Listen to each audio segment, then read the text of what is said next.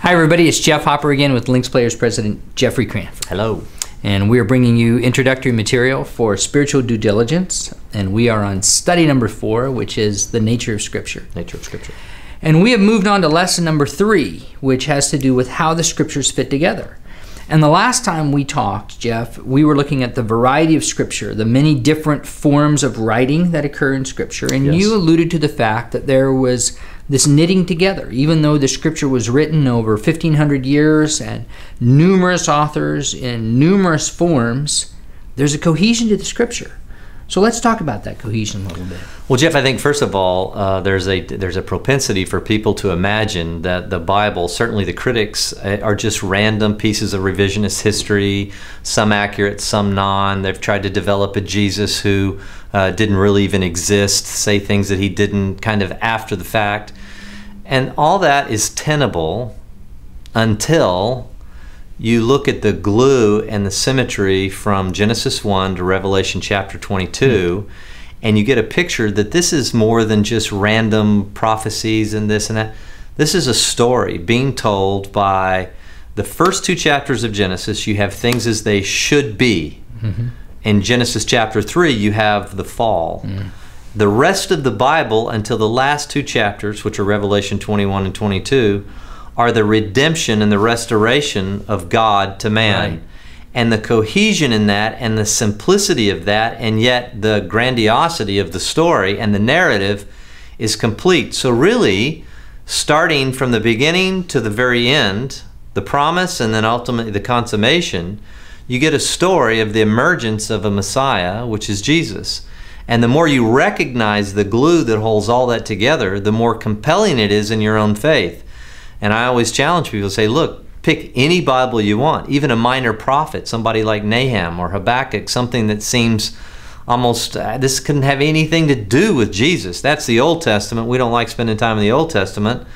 And then we go to the New Testament and you recognize, no, these are all talking about Jesus. So the story is one single story told in many different ways. And you say, why is it told in so many different ways? Why not just spell it out very clearly and tell the story? Because think about, as you and I have a lot of similarities, but we have a lot of differences as well. Sure. You gravitate towards something, and I gravitate towards. Some people just love the arts and they love poetry, and they can find Jesus and walk deeply in their faith and seeing the narrative of Jesus in some of those poetic parts. Other people are more scientific minded and they need the facts, and so they may go to some of the New Testament and some of the just the basic admonitions in the letters, or maybe some of the prophecies that give compelling reasons. So people are different, cultures are different over the last several thousand years, and yet there's something that speaks to everybody, but the message is always the same. The glue is always the same. It's Jesus. And if you think about it, Jesus made that proclamation. He said, Abraham, who lived 2,000 years before Jesus did, Abraham saw my day and was glad. What did he mean by that? So Abraham, living 500 years before Moses, was already looking forward to the glue who was Jesus. Jesus said about Moses in John chapter 5, if you believed in Moses, you'd believe in me because Moses wrote of me. So attributable to Moses are the first 5 books, and Jesus is now claiming that those first 5 books were talking about him. And so Jesus is absolutely complete from Genesis 1, and some people even see Jesus in Genesis 1:26, the plurality of let us create man in our own image. Mm-hmm. And who's that referring to? And then all the way through, and we'll talk about that a little bit more in future segments as it relates to some of the specific prophecies. But the message is the same, one of restoration. Man has fallen.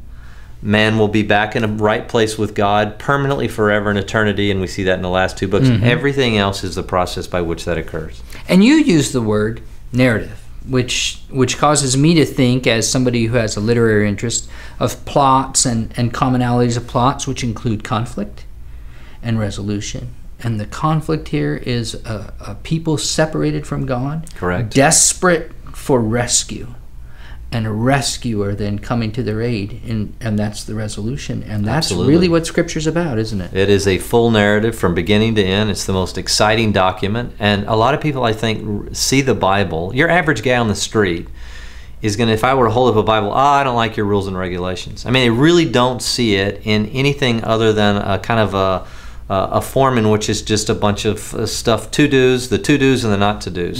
The 10 Commandments, some of those are positive affirmations, and then some of those are do not. Thou shalt not murder, etc. And people see the entirety of the Bible. And yet when you begin to get into it and spend some time in your Links Fellowship and begin to open some areas that you think, I don't have any interest in this at all, you might become incredibly excited when you begin to see the narrative unfold in even places that you think might be hidden. Yeah. Well, thanks, Jeff. Thank you, Jeff. And I know next time when we talk, we're going to get into something you really love, which is seeing Jesus in the Old Absolutely. Testament. Great. Thank you all.